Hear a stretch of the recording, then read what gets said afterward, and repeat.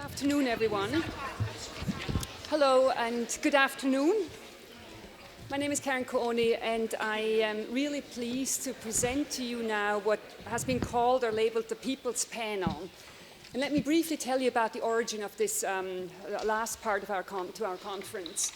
The Vera List Center is 20 years old, and we thought we wanted to look at different themes that emerged in 20 years of public programming. We also wanted to put the institution itself on stage and question and challenge and provoke our ability as an institution to revisit our own history. We did that, as I said, with 3 panels touching on certain topics that emerged in the public programs in the past.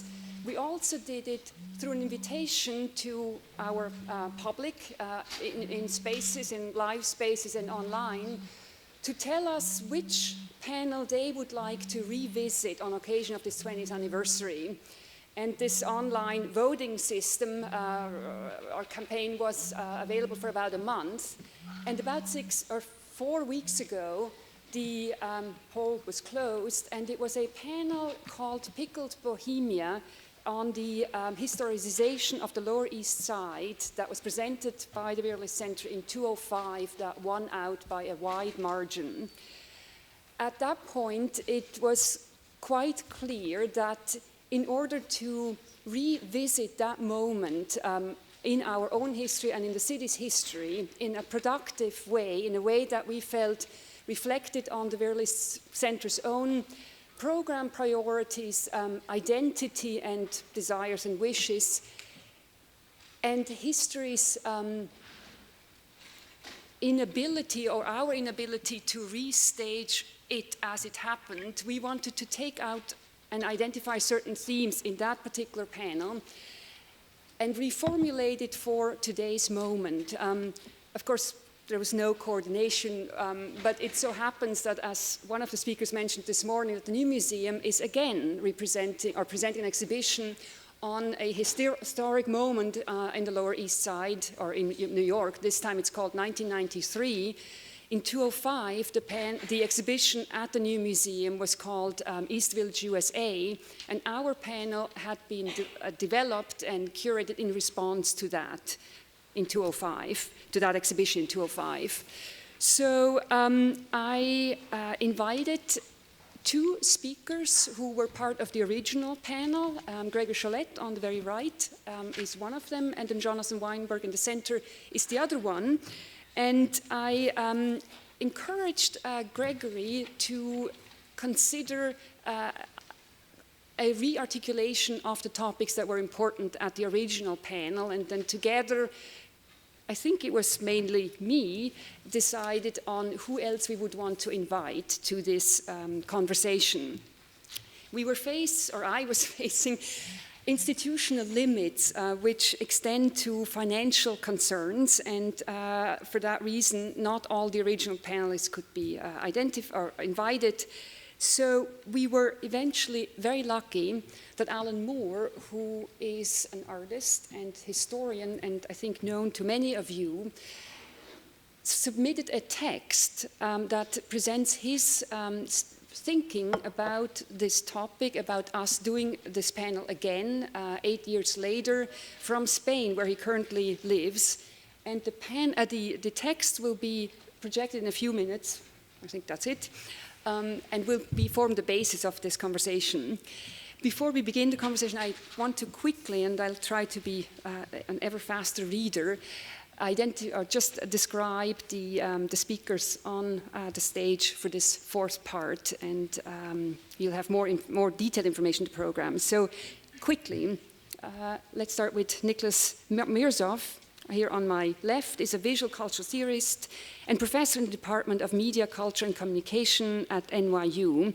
He's best known for his work developing the field of visual culture and as the editor of the widely cited The Visual Culture Reader, Among his many books, the most recent include The Right to Look, a counter-history of visuality, published by Duke University Press 2 years ago, which was the winner of the Anne Friedberg Award for Innovative Scholarship, presented by the Society of Cinema and Media Studies in 2013. He is also the author of Watching Babylon, The War in Iraq and Global Visual Culture, which was published in 2005, and he is a columnist for Tidal, Occupy Theory, Occupy Strategy. To his left is Laurel Patak, who is a curator whose work investigates social and political dimensions of contemporary art. She is at-large curator for Tensta Kunsthall in Stockholm and teaches in the Arts, Media and Technology Department at Parsons. Recent projects of Laurel include To Have and To Owe at the Elizabeth Foundation for the Arts, an exhibition and a lecture series realized together with a number of artists, theorists, and activists that considers the debt's aesthetic and affective dimensions as part of its economic register. She is the co-editor of the book Undoing Property, which is forthcoming this summer, and is currently researching a history of cyber-feminist art practices from the early 1990s onwards as part of her fellowship at IBM. Jonathan Weinberg was a fellow at the Vera List Center in 2000, I believe. Thank you. He is a painter and art historian who currently teaches at RISD and was a member of the faculty at Yale from 1989 to 2001. His exhibition, there have been many, but the most recent one was a retrospective at Leslie Lohman Museum in New York City. His paintings are in the collection of several important public and private collections, including the Metropolitan Museum. Among his many publications are Male Desire, the Homoerotic in American Art, Fantastic Tales, the photography of Nan Golden, and Chuck Close photo maquettes. Jonathan is the recipient of numerous awards and fellowships and honors, among them the John Simon Guggenheim Fellowship, a Mills Fellowship from the Metropolitan Museum of Art, a Sterling Fellowship from the Clark Art Institute, and Jonathan was also a scholar and artist in residence at the Getty. He received his PhD from Harvard's Department of Fine Arts in 1990. Then we have Georgia Sagri, whose work examines the way in which social structure, such as technology, transforms and shapes society's perception and interaction. Pulling together various elements, including projections, spotlights, cameras, and stereo systems, her performances are, and I'm quoting, moments of composition as an environment of sound, pleasure, beats, and exploration. She is a graduate of Columbia University's Visual Arts Department and the founder and editor-in-chief of the sound-only magazine Forte. And last, I'm pleased to introduce Gregory Charlotte, who is a New York-based artist, writer, and founding member of Political Art Documentation Distribution, PAD, which existed from 1980 to 1988, and a founding member of Repo History that existed from 1989 to 2000. His recent books include Dark Matter, Art and Politics in the Age of Enterprise Culture, and he is also a co-author of It's the Political Economy, Stupid. This book came out with Oliver Resler as the co-author. The first episode of Greg's new graphic novel, Double City, will appear in Frieze magazine this summer. Recent exhibitions include an installation called Torrent at Printed Matter Books, another installation, 15 Islands for Robert Moses at the Queen's Museum of Art, and an exhibition entitled Imaginary Archives at Galway in Ireland. Greg is the assistant professor and MFA chair of sculpture at Queen's College, which is part of Kuoni, and he also teaches at the Graduate Center at Kuoni. He is a member of Gulf Labor Coalition, the Institute for Wishful Thinking, and an academic advisor for Home Workspace Program in Beirut, Lebanon. Thank you very much for being here. So we should put that slide up, Chelsea.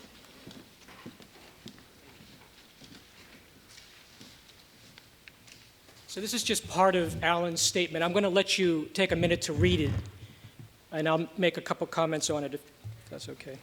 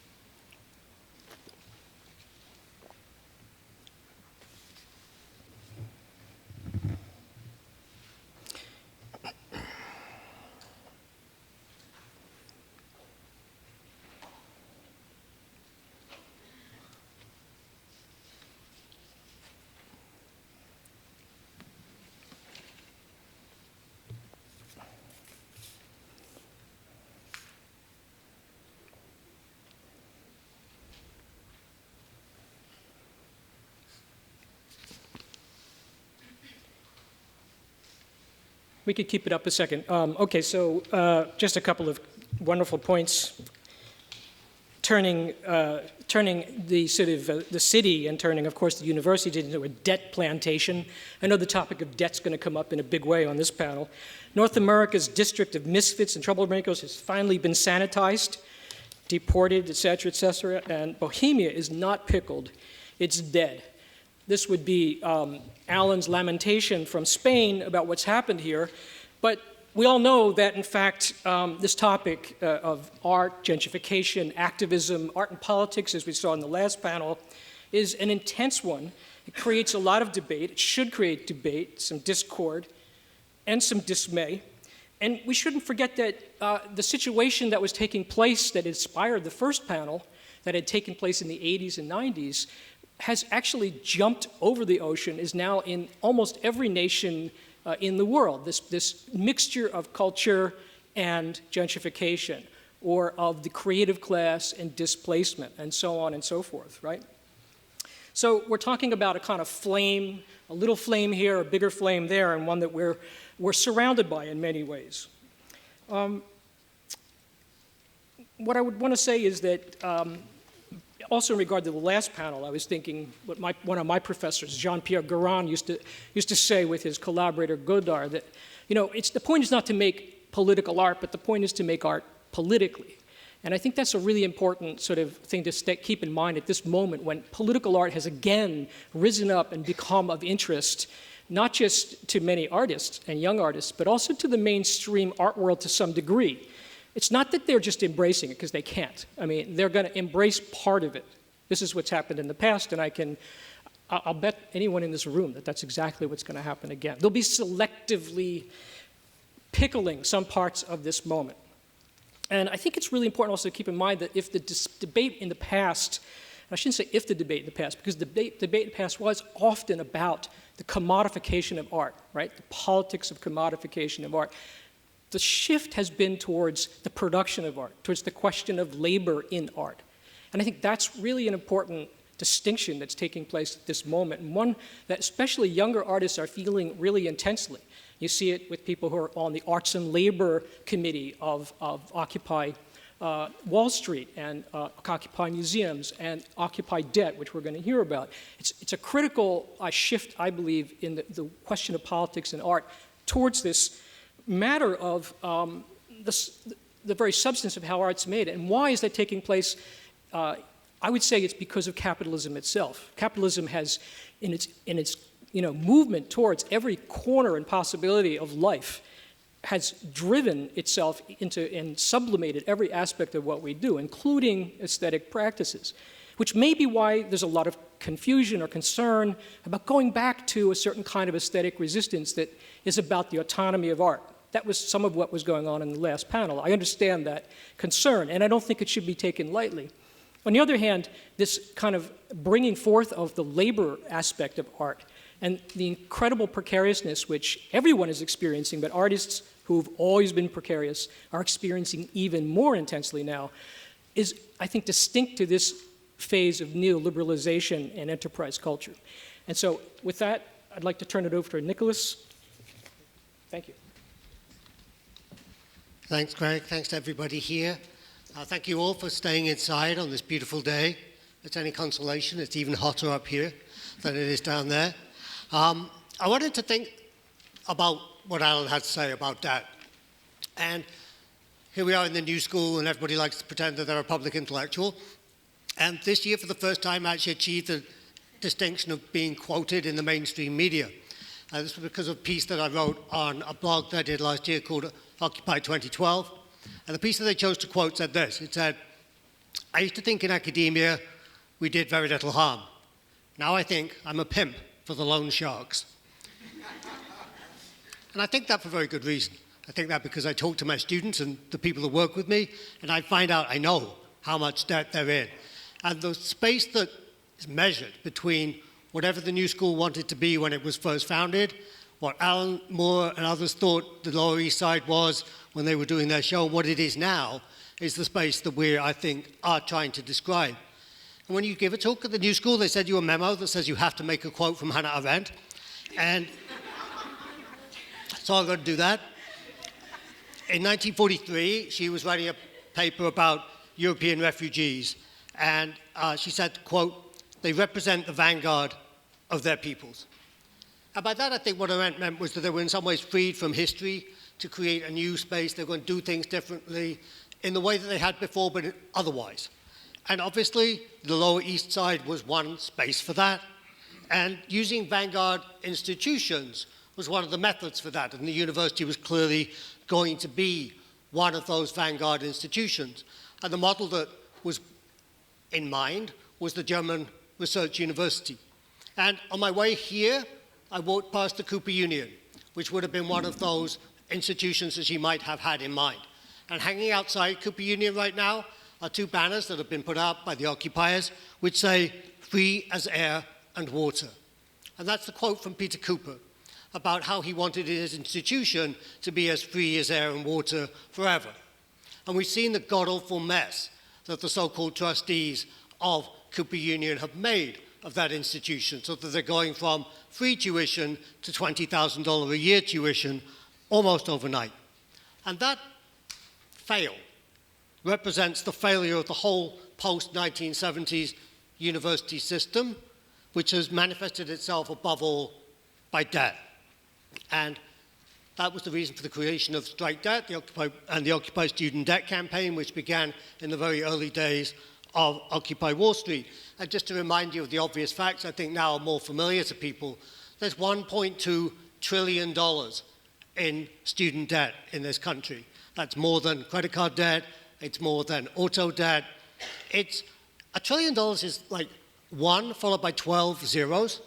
If you as an individual wanted to rack up $1 trillion in debt, let's say in 2012 years, you would have to borrow $1.3 million every single day of those 2012 years to get up to $1 trillion. That's how much money students owe to banks and other financial institutions. On average, students now owe $23,000 each. And more graduating students are graduating into unemployment, which means their student debt increases immediately as it begins to compound with interest. And finally, students are starting to figure this out, or potential students. And we've seen a decline in the number of applications to universities for the first time in a long time, quite sharp in some cases, 9% down in four-year for-profit colleges, which is to be welcomed, but 2.3% down for four-year liberal arts institutions like this. People are figuring this out. But we shouldn't just blame, I think, the institutions. We also need to take some blame ourselves. The Occupy Student Debt Campaign, one of our demands back in the day was that all higher education should be free. And that was a demand that we made essentially, I think, in bad faith, because we never thought that it would happen. And you remember when Zizek came down to the park in October or whenever it was, and said, look, you better watch out, because if you don't figure this out, you're going to get a new master if you don't figure out where you want to go next. And in terms of universities, the one we got is this thing called the MOOC, the massively online open course, which is the solution that neoliberalism has dreamt up for education for people who don't go to fancy schools. So you'll notice today that Duke and Rochester and a couple of other nice places opted out of the MOOC, which is now being passed as required for the University of California and the Cal State system. So what I think we actually need to do is to start to think about creating new institutions, not refining and modeling the German research university of the 18th and 19th century, which is perhaps past its time, but to think about then how might we create new modes of learning? How might we learn what it is that we need to learn with each other without necessarily getting a credential or a diploma or a piece of paper that one puts on the wall at the end of it? Increasingly, that seems to be the path to debt and unemployment. And what we've seen all around the city and all around the country in the last 2 years are moves to precisely things like that. This is Title, which was mentioned earlier on, and there are copies on the table outside, Occupy Theory, Occupy Strategy. And it has in it sort of bold-faced new school type people like Michael Hart, but also people from the occupation who actually write much more incisively and much more politically than the theorists do. There's the public school in New York, but around the country and indeed internationally, which offers free classes to anybody who wants to take them. In Detroit, there are a variety of places like the Grace Lee Boggs Center that offer education, credentialing, media training for people that want it. There's the Free University, which began in New York City during the occupation. And I'll just close by mentioning that on Saturday, Cooper Union are holding a Free U outside Cooper from 3 p.m. to 5 p.m. And most of you probably won't go. But if you did, you might hesitate to go down there because you won't see that many people there. But what if you did go into that space? What if you did go inside and sit down on the pavement and start talking to people and start figuring out the answer to the question they're posing, which is, how might education be free? What would a free education look like? We might start something there, just like a few people who, not including me, sat in Tompkins Square Park a little while ago and started figuring something out, and if you walked past it, you wouldn't have seen terribly much to look at. So maybe we could all do that. Maybe we could all, head down to Cooper tomorrow afternoon and carry this conversation on there.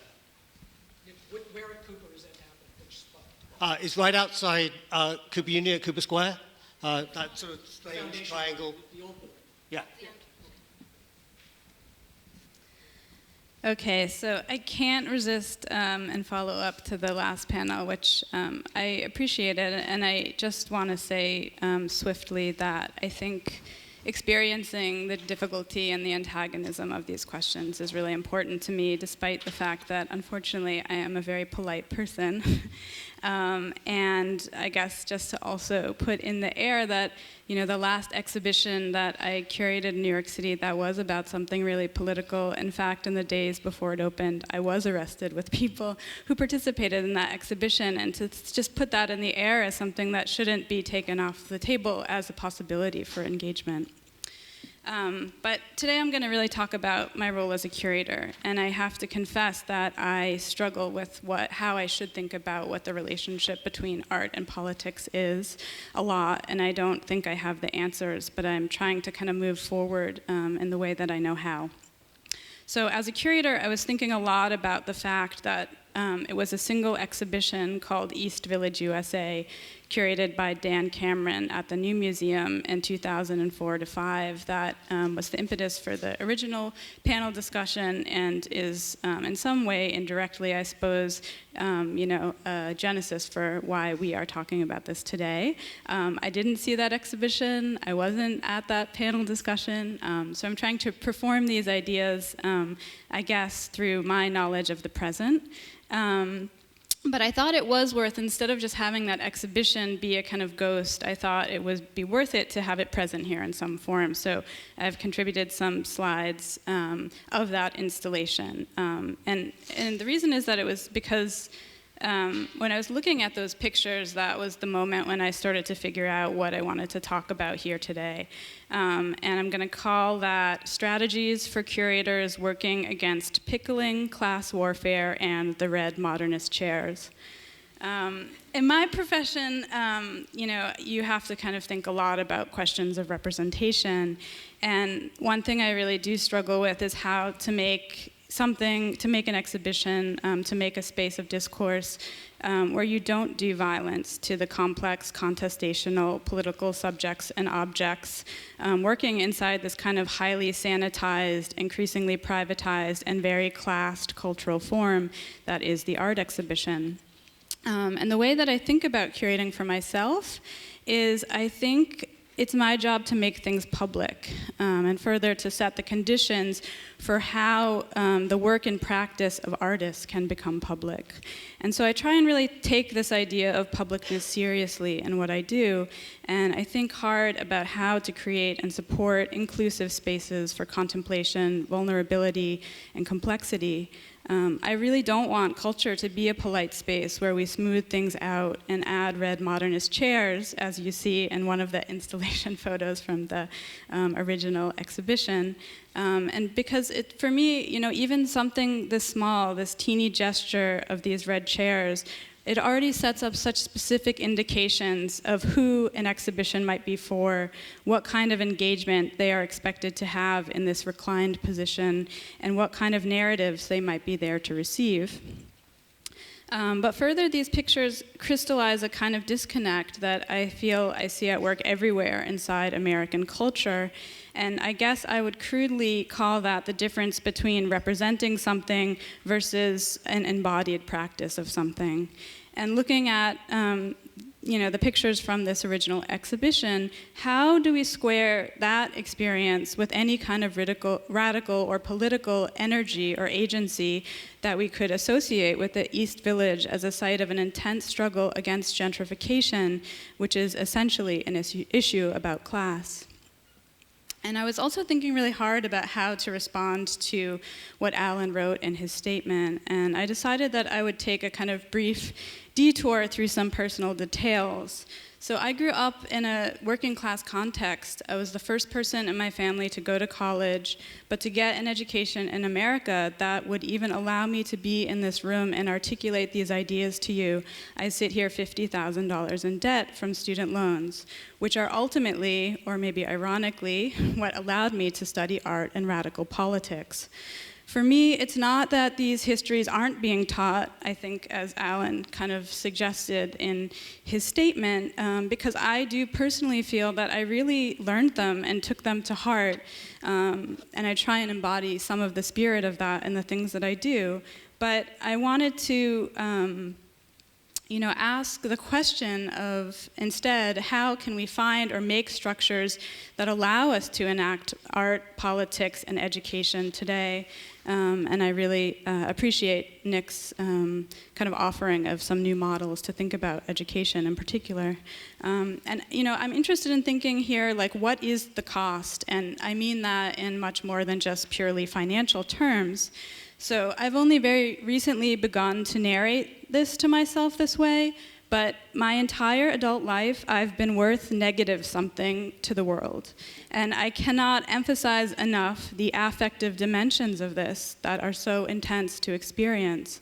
And in terms of the limits that this puts, on what your life is about, on how little risk you feel entitled to take, and how you spend your time, and ultimately how you are implicated as a subject inside capitalism. But perhaps the most troubling thing about this is a kind of deep contradiction that's at the heart of what both art and education today kind of intensely exploit, and that's an idea of a public good and the idea of a liberatory potential. But to get back to the ideas about curating, I just wanted to end with a couple of concrete propositions for how to think about moving forward and not just pickling the radical past, but to also think about how to remember and connect to these struggles and to activate them in both the present but also the future. And so here are some ideas that I wanted to put on the table, and I think for me this is maybe a kind of contrast to the way that I think the interplay between art and politics and issues of representation existed maybe in some previous discussions today, but I mean these seriously as proposals. So what if for every utterance of Marxist theory in a catalog, essay, wall text, or a press release, there was an attempt allocated inside an exhibition budget for a reasonable wage for the labor of everyone involved?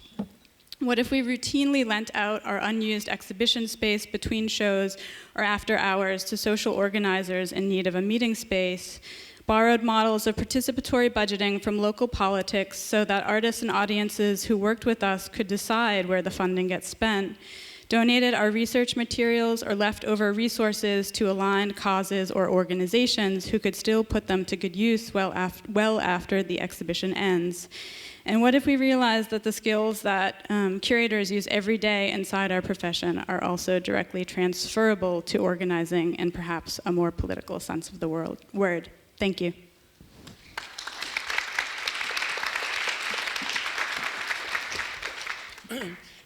Since this is the people's panel, I kind of like that. It sounds vaguely communist, like China or something. We should be wearing red or something. I want to have a vote. How many people think that Alan's statement should be read out loud rather than just read? Because I have it here, and I think we should. I feel like it should be read. So what do people think? It seems like there's a good number. So I'm going to read it, and maybe it uses up my time, and then. Okay, that's fine. Then I won't get to talk afterwards. That's fine. Okay. I proposed and promoted the original Pickled Bohemian panel in 2005. It coincided with two historicizing art exhibitions, East Village, USA at the New Museum in New York, and I can't pronounce this, Jetzt und Gegenwart at NGBK in Berlin. These purported to offer a vision of the past in relation to the present in both cities. The Berlin show was planned as a critique of the gentrification which is destroying the cultural communities. The first Pickled Bohemia was intended as a call to empirical history, a call for a systematic recovery of the traces and voices that remained of the artists and activities of the Lower East Side. This has been done, but done roughly and only by the artists themselves. The very significant books edited by Clayton Patterson, yay, I added that, are displayed on a table at the back of this hall. The academies of Lower Manhattan have failed in this, which I think was their duty. The academies that work and study here have made no systematic effort to record the Lower East Side community they contribute to erasing, nor to devise policy recommendations to help preserve it. This collective failing is surely rooted in the vested images these academies have in taking over this district and converting it into a depth plantation for their students. The only arts remaining will be those of eating, drinking, and making oneself beautiful. The only politics allowed is harmless, polite collusion with landlords and merchants and bankers. This is the culture of mercantile absolutism, a neo-suburban ethics with its reflexance and tolerance of differences which well suits comfort and order. Every unusual expression, every critical noisemaker has been evicted. North America's district of misfits and troublemakers has finally been sanitized. What the mass deportation of a century ago could not achieve, blind and stupid wealth has realized. Even the graves of the no-money victims are far away. The academies and all their power of influence have colluded in this process at every bloody step along the ruinous way. The Lower East Side of New York has long been sacked, and the historians have built their city with the barbarians of their city, that's a funny slip, have built their city with the quiet approval of their priestly caste. All these silences sound loud to me. Bohemia is not pickled, it is dead. Alan W. Moore, May 2013. Okay, so, okay, I can take a minute. Actually, no, I won't. I feel, and I'll give back my $150.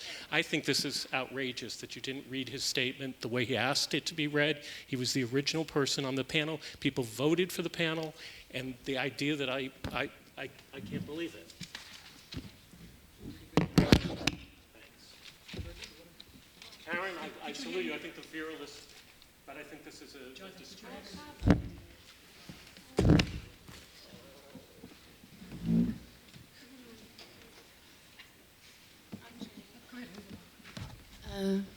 Okay, I feel kind of sad now. What happened? Okay, so what I wanted to talk about.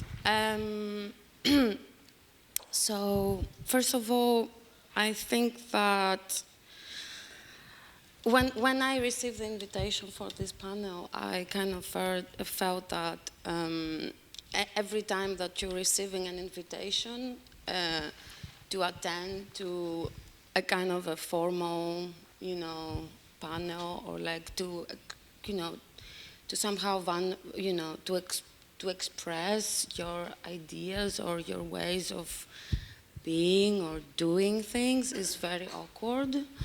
And it's awkward because it puts you in a position that you really need to decide in which way you're basically establishing yourself in the space of those, of the articulation, which is, we are here in this space and we are on a stage and there are people looking at us and they're expecting something from us to talk about. And I'm here basically, no, I'm not gonna leave. I'm gonna continue talking and I'm gonna, it will take some time because, it takes time. So I'm going to basically try to explain that this ambiguity of invitation creates a very particular anxiety, like an anxiety that you have to deal with, also in terms of what kind of voice you are taking, So here, if we wanted, if we, the presenters, wanted to take a voice of, connoisseurs, or like people that they know what they're doing, or people that they have some kind of idea about the world, or what, what we need to do right or wrong. I guess I'm not that. And I'm not saying that in order to like do the slippery thing, which I'm going basically to use that statement to do something with it. No, I'm just like saying, I don't want to be that. So if I don't want to be that, we can basically raise a question here. Either we use this space, this moment, to basically expose this ambiguity, expose how weird we feel when we really need to find ways to articulate specificities of right or wrong, or what we basically represent, or we make a space for an expanding, let's say, question, especially when it comes to institutions or frameworks, space of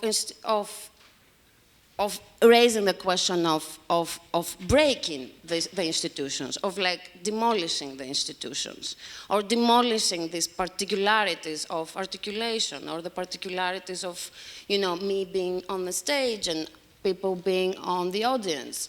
So what I want to say with that, I want to say that if we are not here as a panelist, as people in the audience, do raise the questions of the destruction of the institution, maybe that's the awkwardness, because the awkwardness comes from that moment where we are facing with the elephant in the room.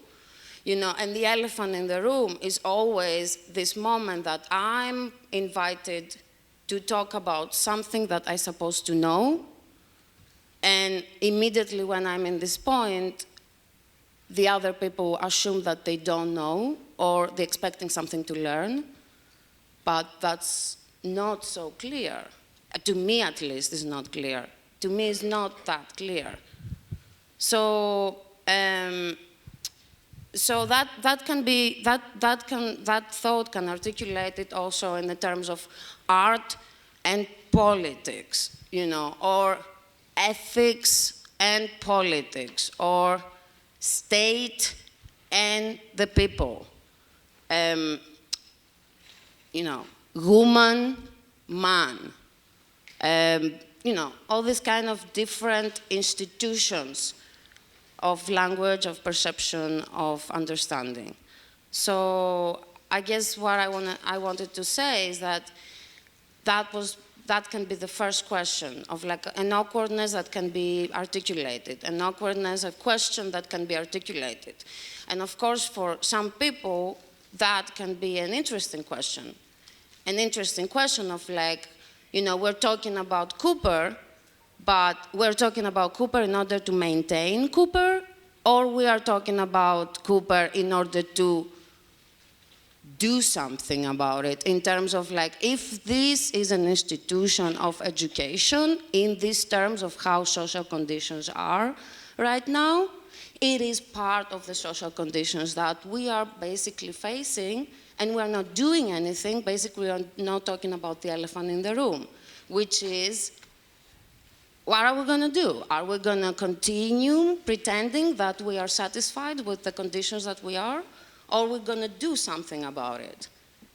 And the discussion, if it starts from that point, maybe is an interesting discussion, because it won't have someone saying that knows how we can do that, or if we're supposed to do it, or if we have the right to do it, and we can just talk about what we can do.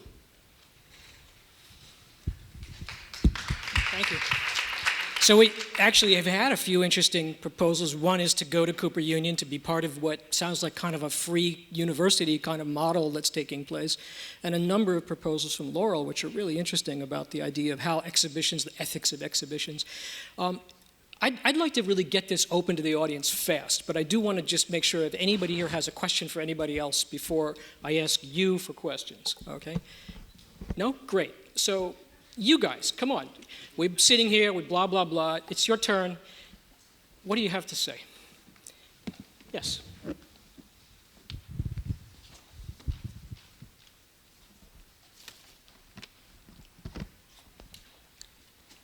I didn't expect to get the information about how much money actually would have borrowed, and how much would have been, or it has been spent to maintain educational institutions. And to get that information in such plain terms, it really makes me think, well, if all of that money was borrowed, then all of these financial institutions theoretically could be in the black.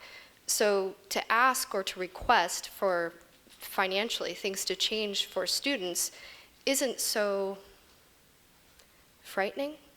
Or unrealistic. Are you suggesting forgive the debt and therefore? No, I'm suggesting that right now, as it stands, all of the loans have been taken responsibility for theoretically. So all the money that I have taken as a student, I'm responsible for that.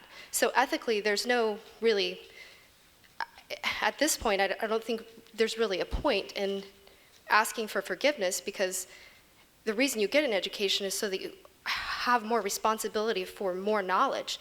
So why would I want to slip out of that responsibility? I don't really know. But the point is that that's a lot of money from all of those years of that you spoke of, from 2012 years, trillions of dollars would have been borrowed, I don't know the exact terms that you use, or the exact numbers that you use, but basically, I look at it as an investment in our society, and I just think that there is something to do about it. I mean, there's no reason to believe that it's not realistic to ask for the next 2,000 years to be a different scenario for our children or for generations to come. I don't want to fight with reality. What I want to do is look at the responsibility that we all hold and that we all valued when we did what we did. Okay, let me get another question on top of that. Okay, so it's not a question, yeah, right? A statement. It's a statement, yeah. Someone else? Question? Yeah. So I complained before we didn't talk enough about economics, but somehow everything just shifted into economics. And I really wonder whether kind of the way that debt is talked about culturally, economically speaking, it's super naive and reductive. And I do wonder whether, like, in our cultural field, and I assume most people here are somehow aligned with the cultural field, what we kind of need to know in order not to just blah, blah, blah, but to actually act the way that Georgia was suggesting, is a more intricate understanding of the way that debt functions in today's economic order, and the way that we actually function as economic agents. just putting it as a proposition. We function as economic agents because of the debt situation, or? No, I just think it's much more complex than just to say, you know, we owe this grand amount. Like I've taken out student debt as well in order to do graduate program. I think, you know, many people can really associate it with this here. But debt is not just owing something to the world. It's not just your personal responsibility. It's also very much embedded in the way that economics unravels. Okay. And we have very little understanding of the way that happens. Right. Let's see, just get one more, and then we'll answer some people. Anybody? Yes, back behind you, Chelsea. Yeah. Per the political part, we have an administration which came in with this incredible jaw-dropping picture that many of us coming from the elder generation didn't believe was ever going to happen. And yet everything behind the administration is utterly horrible, with few exceptions. This is a situation of all babies going out with the bathwater, and the bathwater is being fracked. And it seems to me the political response to this, for the most part, is for people to cower and turn away their heads. Okay. Instead of cowering and turning away, panelists, Nick, you want to start? Okay, so the question about debt and responsibility comes up all the time. And the parallel question one we want to ask is, why were the banks and the financial institutions not responsible for the money that they threw away in 2007 and 8? Why were we responsible for that money, right? Those are trillions of dollars that we collectively have been held responsible for, even though we were not party to the profits that were made, right? Somehow, if you borrow money from a bank, you're held irredeemably personally responsible for that to the grave. As students, I mean, your student debt cannot be bankrupted, cannot be discounted in any way. They'll garner your Social Security if you haven't paid it back yet. None of that happened to any of the financial institutions, right? So the question that we might want to ask is, why is debt held up as such a sacred promise, when really all it is a form of exchange? If you look at the way that the debt market works, if you don't pay your debt, which you can't do with student debt, but let's say it's medical debt or credit card debt, and you give up on it, after 6 months, what the bank will do is they'll sell it on a thing called the secondary debt market. And they'll take 5% of the face value of that debt, and they'll consider themselves in good shape, because what debt is a way to create new money.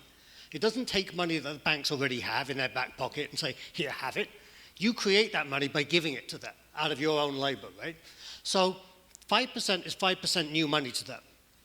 And the other 95% that's represented as this moral loss is simply written off, but the credit collector will then come after you for the rest of your life for that money, even though they had nothing to do with lending it. So it seems to me the question of morality gets very, very murky and complicated in the question of debt here.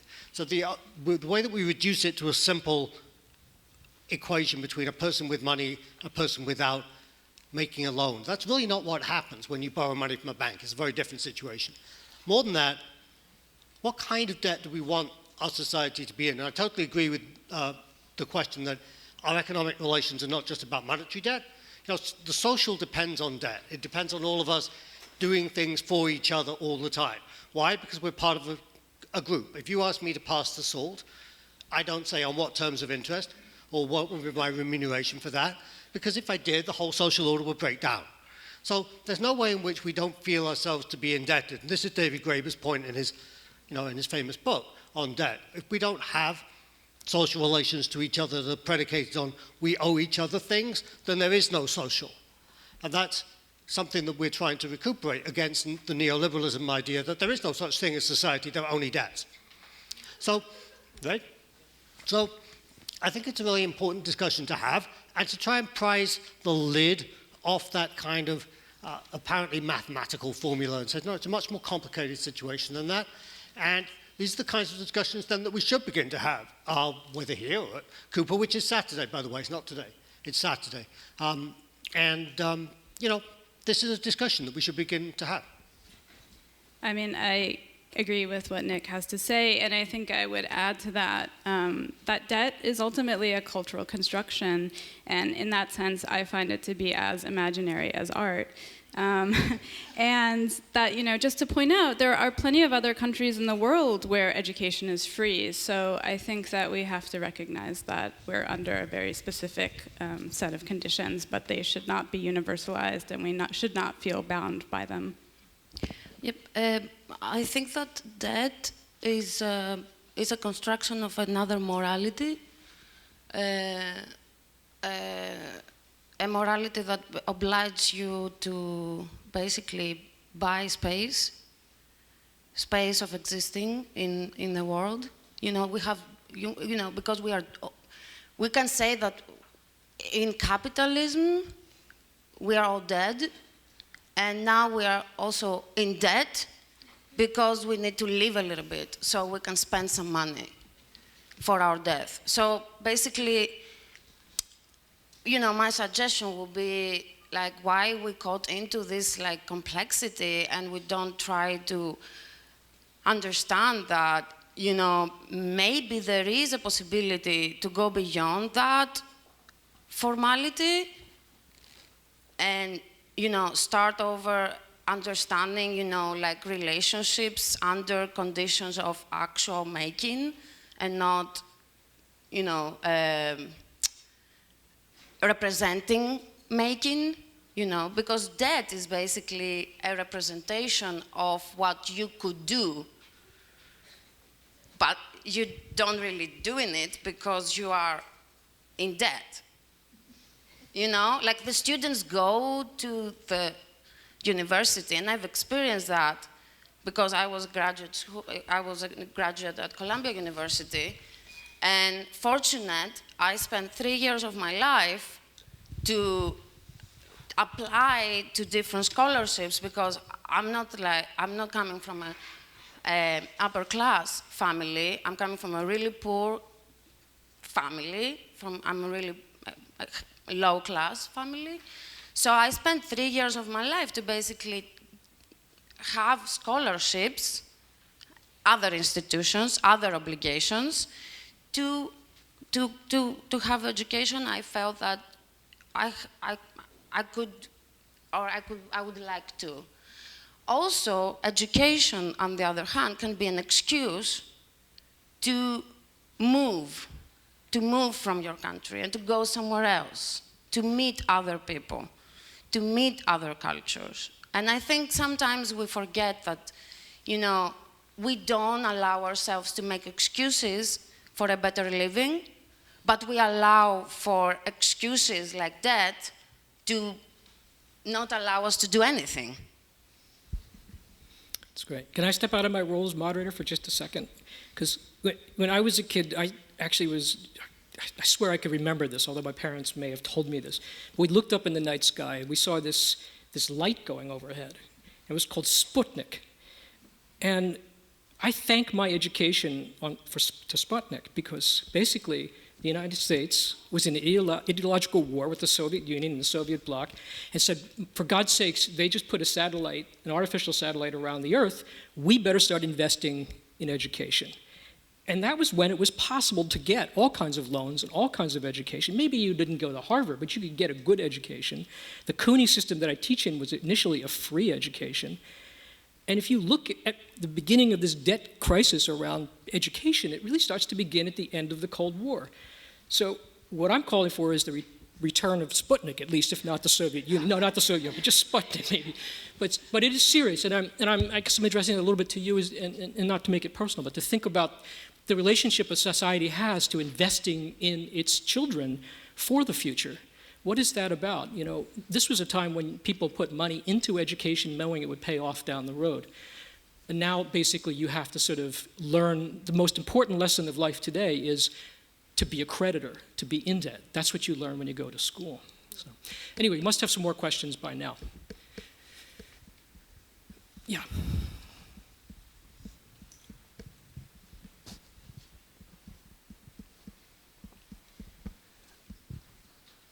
I guess it kind of also links with the one I asked in the last panel, but in this question of the debt, it's kind of within the in the framework of finance capital, and the way that under the kind of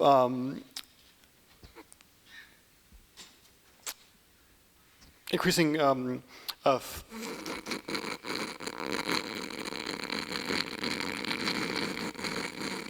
financialization of our social relations, of our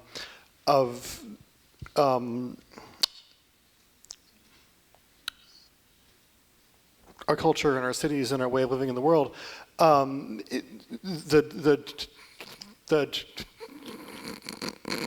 term which gets masked under this is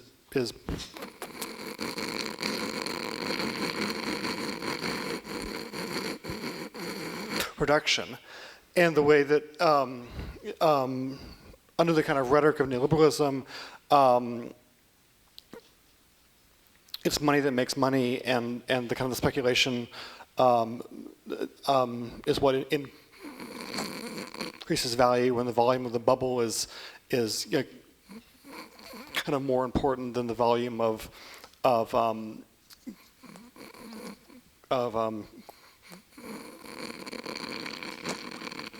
making things and producing value in material terms. Obviously, we would not want to call for art to become more integrated with existing regimes of production, but is there a value in thinking about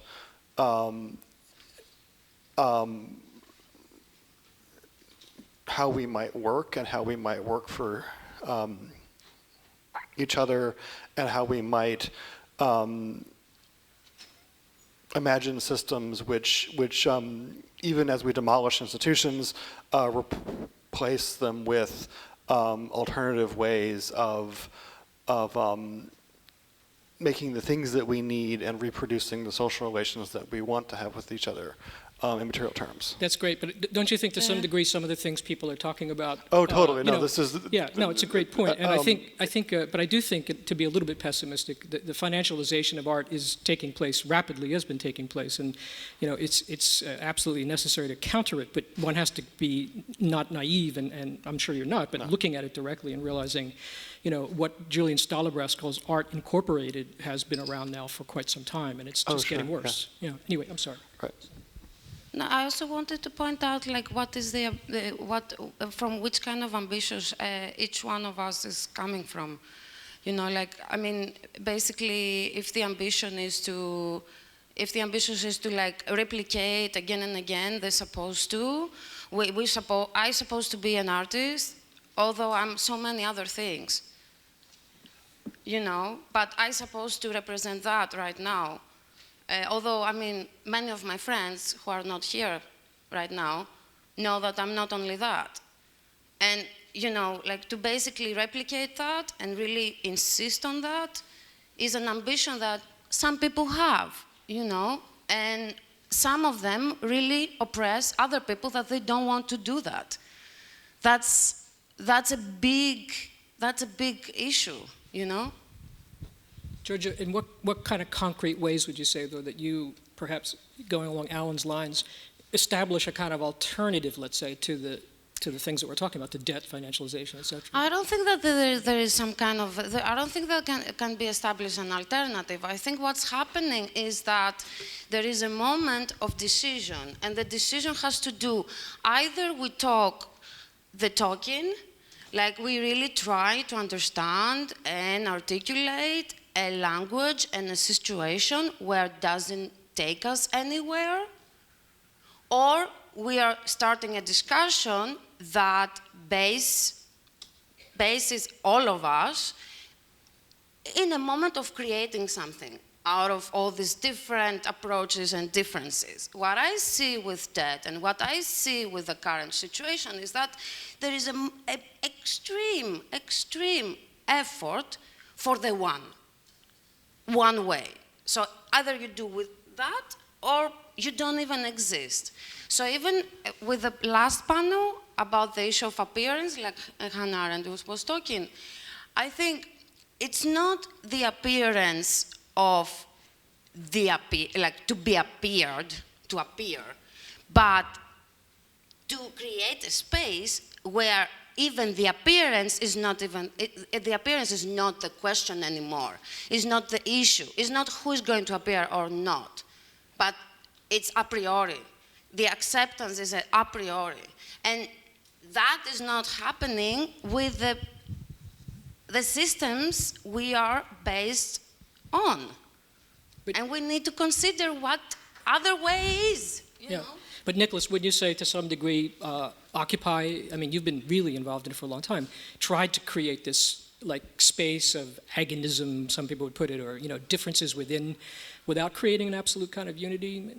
And that's also a problem, no? I mean, Occupy's still around. There are people here around the room who are still engaged every day in creating new spaces and creating spaces of mutual aid and figuring out how, in extremely difficult circumstances, how you can create things with each other and not exploit people personally. I mean, Tidal, it costs money to produce it, but it's given away. It's free. And we figure out, as you were saying, how do you find this money? The other possibility, I think, is to start thinking the way the European movements have been doing now, is to start to return to a call that was very prevalent in the 70s and was almost adopted by the Democratic Party in 1972, that there should be a living wage. That rather than benefits, everybody should automatically, as a human being, be supported by the society they're part of and have enough work, have enough financial support to live, for beyond which you are in a position to make these choices. That was not outlandish in 1972. It was mainstream party political politics. And now it's something that is relegated to the public square and so on. But in Europe, the Indignados and the Democracy Now! Movements are trying to make this a central issue again. And just to say one final thing on this, the amount of debt that we are socially and politically and as sovereign states in cannot really be paid off in the old-fashioned way. The old-fashioned way would involve growing societies, more industrial production, which will mean more carbon emissions and even worse climate change than we're currently experiencing. So if we're actually not willing to doom the entire ecosystem to turn into what we saw with Hurricane Sandy, what we're seeing in Bangladesh the last couple of days, then we're going to have to figure out an alternative. And it's not that difficult. It's already been thought of. It's about that kind of guaranteeing of basic normative living standards for all as a precondition. And that wouldn't be that hard. And it's something I do think we are trying to prefigure right now, yeah. But doesn't that presuppose like working in a parliamentary fashion to some extent? At least that's what obviously the Democratic Party, which had moved fairly far to the left in 72, was trying to do. It was taking some of that energy from the 60s and plowing it back into the system. And we don't seem to have that ability to connect to parliamentary politics at this moment. How would we do that? That is a very good question, and I don't have a very good answer to it. Yeah, okay. But I do think what's interesting is that I think it's possible in some way to think about the way in which those questions, that as it were, went into suspension when neoliberalism froze everything, are now, as it were, alive again. It's like you've had some kind of melting of ideas. It's like full employment, like whatever happened to that idea? Right. Yeah, what? What are you talking about? There are the examples, there are many examples of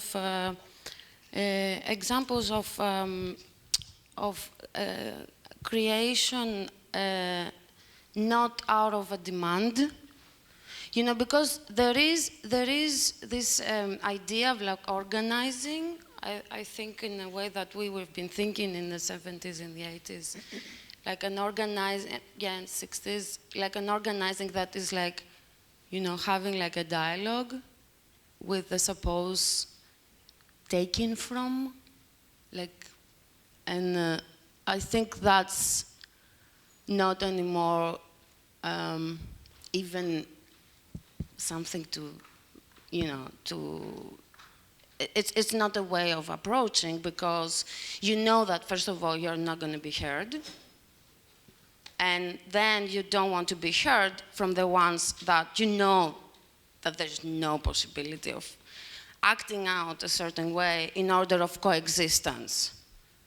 So if the issue is not coexistence, why I need, or we need to have a discussion, like a negotiation, let's say.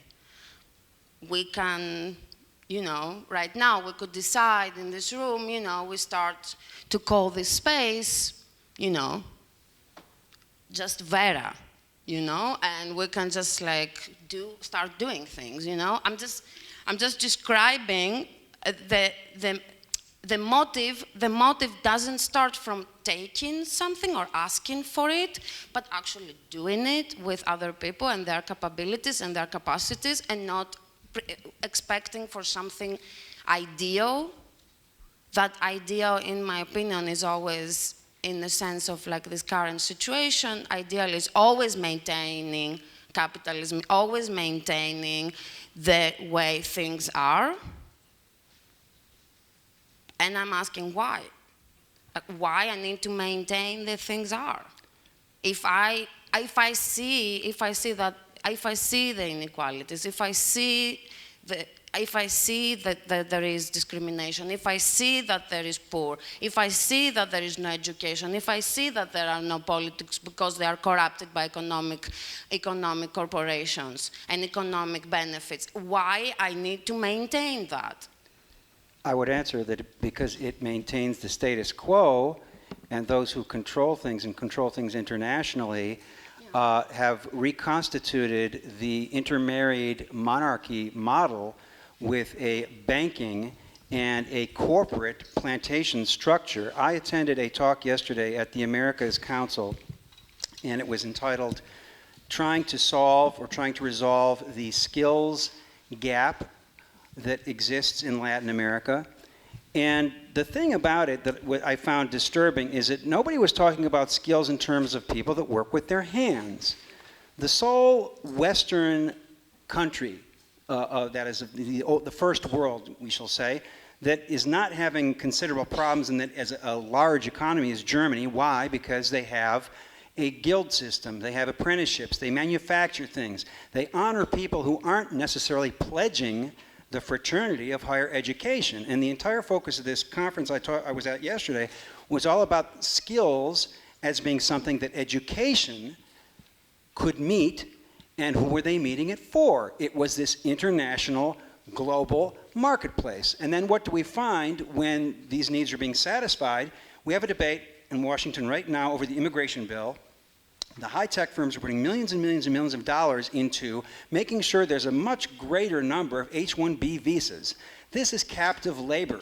That's what they want. Freedom of labor, freedom of capital means greater empowerment for people on top, and that includes universities, in particular one like NYU, which is franchising itself. But the education as it is applied, in terms of applying to the fraternity, getting the higher degrees, whatever it is you're studying, it feeds into that system that it seems designed to dispossess regionality, dispossess locality, dispossess those who have skills who fall outside of those which will be well compensated by these kinds of globalist capital and banking entities. And so I guess the question would be, how is it that either a university or any kind of educational structure, and for that matter art, because art is also very about global capital now too. The individual markets, the Chinese artists, the African artists, Latin American artists, it's all about a very small number of people collecting the stuff. It's not about cultural enrichment, it's about dispossession. So the question is, how and what mechanisms could any systems use to counteract that? Do we have anything positive? Thank you, that's great. Just to go back to the actual impetus for the panel, I was thinking for a second, and with Alan's remarks, et cetera, what about this idea that the battle over gentrification is finished, at least in this city? I mean, do we have, that doesn't even seem to come up anymore because we're we've almost given up on giving the city over to the real estate interests. And I'm just wondering, has that, I know there was an Occupy dealing with gentrification at one point. Is anybody here from that group? No? Yeah.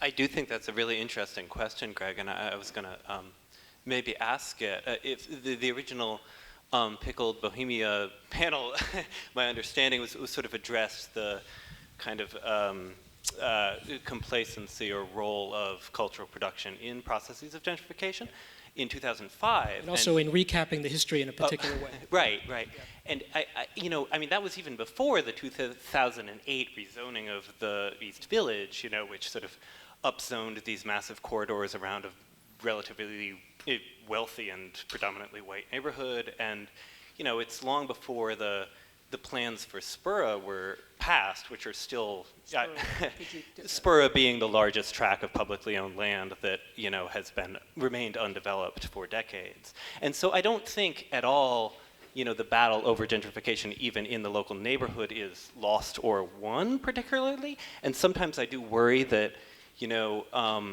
we sort of focus too much on maybe the role of cultural producers in gentrification processes in a kind of simplistic fashion, which might tend to obscure, this sort of radically anti-democratic process of zoning policy as it's passed through community boards and, Bloomberg's incredibly massive real estate interests, et cetera. So I guess that is an open question, like how do we, not harp on, oh my God, we're all gentrifiers, and actually sort of focus on some of the political processes that are radically anti-democratic and, almost impossible to intervene in many circumstances, but which might, lead to more affordable housing, more sort of counteracting of gentrification in the city generally. I think that's a great question.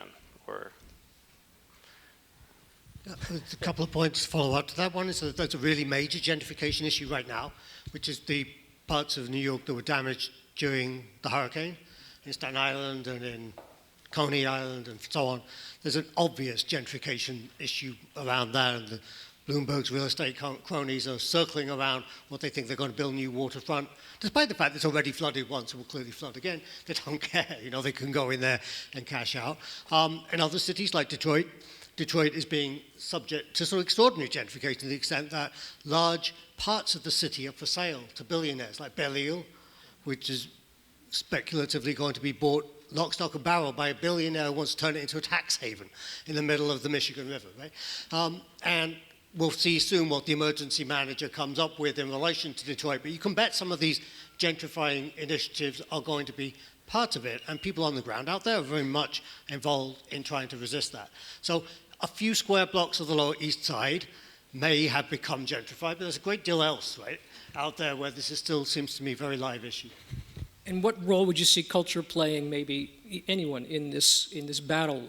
Obviously, we know the negative side of that we all know that well, but what about the positive role that culture can play? And examples. Here's someone here. This young lady.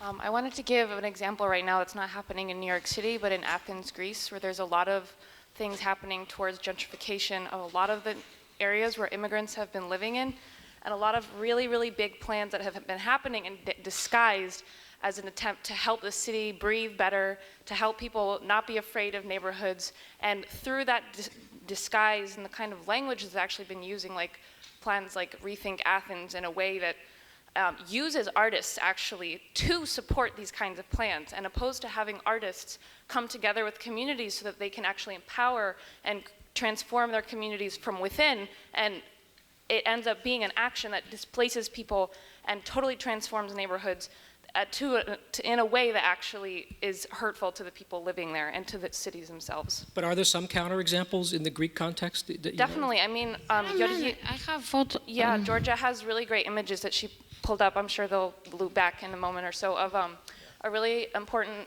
initiative that's been happening in Athens right now called Embros Theater. A self-organized space that started as a reactivation of a theater that was closed for many, many years. And this, although it started from a small group of artists, it is now opened up, and whoever wants can go and do whatever they want there in terms of cultural, social, political activism, and bringing those things together. Georgia was there also for a while. And I think that if more spaces like that are created, that is a way for a kind of resistance that's productive and is based on action, like Georgia said, and reestablishing all terms that we work within, because as she said also, even the space of a discussion is able to limit ourselves and what the potential of that space is and what kind of goals we have for that space. So unless we renegotiate all of the spaces that we exist in and what their purposes are, I think that we will inevitably recycle these problems that we're encountering, and we need to think of every space in those terms of what are our goals, long-term and short, within the spaces we inhabit. I mean, for example, here in New York, what I first noticed coming here, it was that the idea of the public space was not even, was just not in the discussion at all.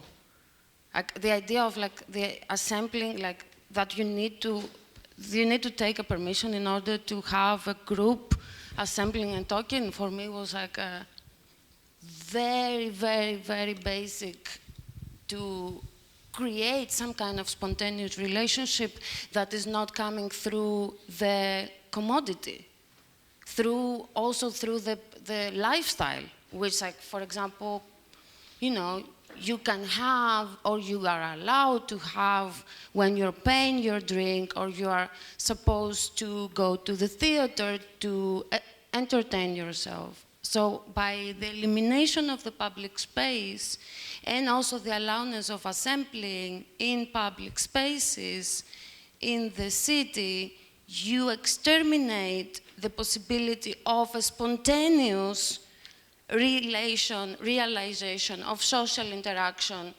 without money, without the mediation of money. I see that only when an accident happens But New York in wasn't New York. always like that, Georgia. It's changed radically. Yeah, very, but I'm very just quick saying period of what time. I've experienced, and maybe that experience can be discussed for the people that have been here many years and they struggle to prevent that, and they, you know, what's going on? I'm just asking. In the very last hours of 1979, the very last hours, Alan Moore and a group of other artists who were part of collaborative projects or collab broke into a building down on Delancey Street. They illegally broke into a building that was being warehoused by the city. Okay, so you have this enormous amount of homelessness beginning at that period, at the end of the 70s, early 80s, and yet the city was holding on to huge amounts of real estate and not letting people turning it into housing. So they broke in, they did a show called The Real Estate Show. And within a few hours, the police came and they threw all the work in the street and they padlocked the building.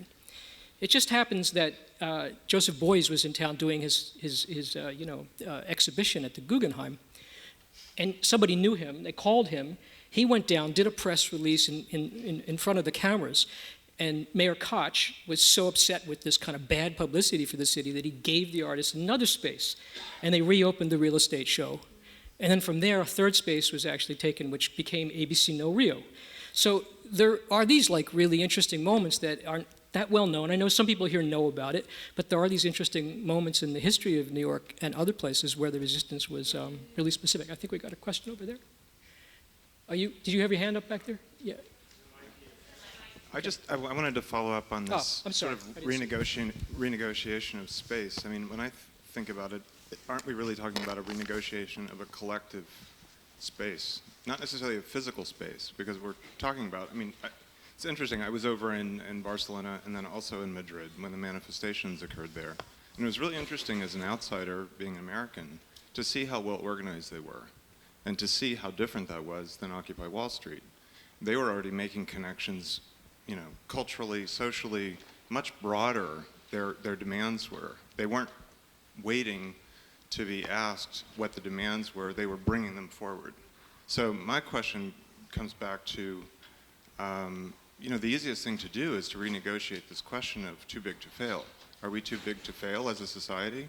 If we connected to debt as a single issue with 100 million people in the US who are experiencing that kind of pressure, the pressure of 64% who've gone into bankruptcy because of healthcare issues.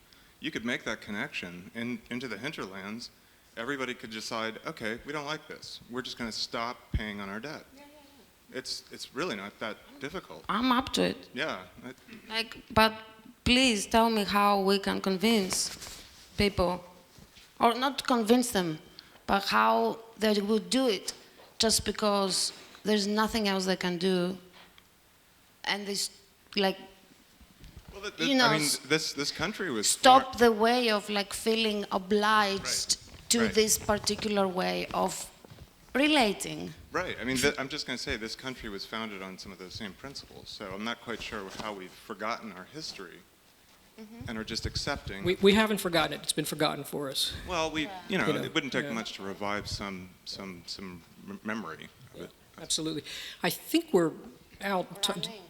Did you want to add something? I'll just quickly say that in Europe there are lots of campaigns about debt refusal, like the Won't Pay campaign in Greece. But it comes back to this question of morality. Debt organizing always comes back to this. Can you persuade people that it's okay to strike their debt, that they have a right as citizens to strike debt, as opposed to the right of the banker to extract payment? And that's the political struggle. I agree with it. It's up to individuals to.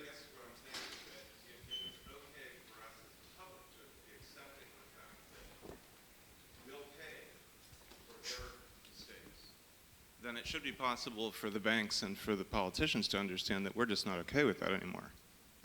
And that maybe you need to pay attention to what's actually needed, as opposed to what looks good to the shareholders. It's a beautiful note to end on. I just want to also thank Carin Kuoni so much. This is the last part of this anniversary celebration, and thank you, and also thank Vera List for these 20 years. Amazing. Thank you.